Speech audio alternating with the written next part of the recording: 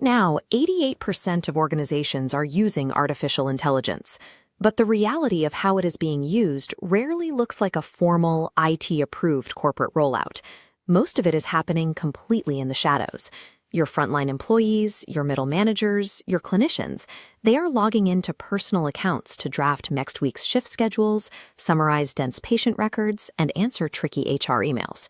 The efficiency gains are immediate. People are getting hours of their week back.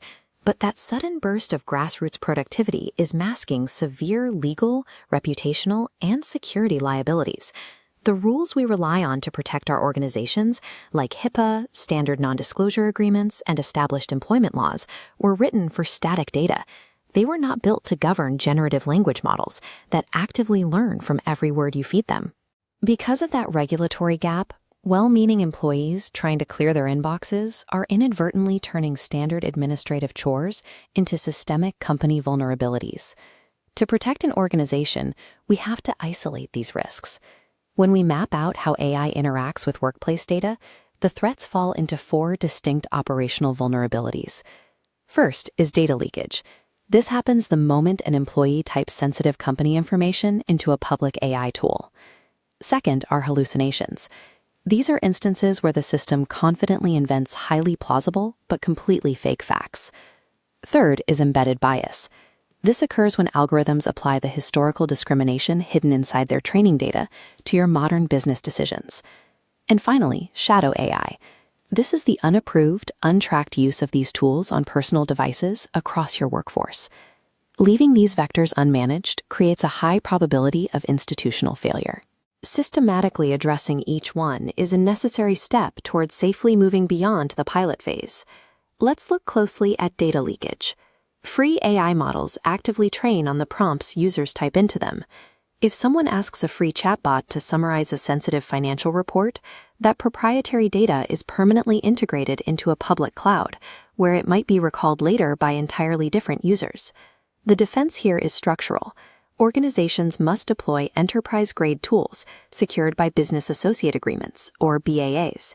These specific enterprise contracts explicitly block the vendor from using your data to train their models. Then we have hallucinations. It is crucial to understand that large language models do not possess a concept of truth. They are mathematical engines designed simply to predict the next most logical word in a sequence. Because they optimize for language patterns rather than factual accuracy, they will sometimes generate completely fabricated statistics, invent phantom case law, or cite academic papers that do not exist. You counter this by enforcing a strict human-in-the-loop policy. The AI is restricted to the role of a rough drafter. A qualified human professional must review, verify, and take ownership of every single claim before it goes out the door. Treating these systems as infallible oracles, rather than highly capable but flawed assistants, is a direct path to critical operational failure. We also have to account for embedded bias. AI models are trained on massive scrapes of human history, and as a result, they inherit the cultural biases and historical inequities buried in that text. If an HR department uses an AI tool to screen resumes or summarize an internal investigation, those hidden algorithmic rules can systematically reject qualified candidates or unfairly penalize staff based on race, gender, or age. Because the machine cannot account for cultural context or nuance, a growing standard in HR governance is that AI must not be the final decision-maker in any hiring or disciplinary process. To see what happens when these protocols fail, we can look at the Irish Workplace Relations Commission case, Oliveira versus Ryanair. In this dispute, an employee used generative AI to prepare his legal submission. The AI did exactly what it was designed to do. It generated highly persuasive text, but it also hallucinated fabricated case law and completely non-existent citations. When those fabrications were exposed during the hearing, it instantly destroyed the employee's credibility. The adjudication officer dismissed the complaint outright. The technology was at fault, but the legal system did not care. Courts and regulators will always hold the human user fully legally accountable for whatever the AI outputs.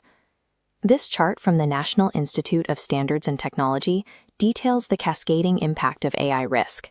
A failure at the system level harms individual civil liberties, degrades broad organizational operations, and ultimately destabilizes entire economic ecosystems. Proactive governance allows an organization to capture the speed of these tools while avoiding the legal setbacks that stall competitors who are still operating blindly. That secure structure is built through a formal acceptable use policy. The first mandate of this policy is that an organization must provide its employees with approved, secure AI tools. Giving staff a safe way to work eliminates shadow AI. The second mandate sets explicit boundaries.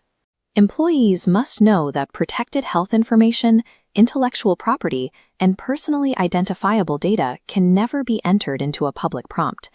Integrating AI effectively depends on maintaining a clear line where machine assistance ends and human responsibility begins.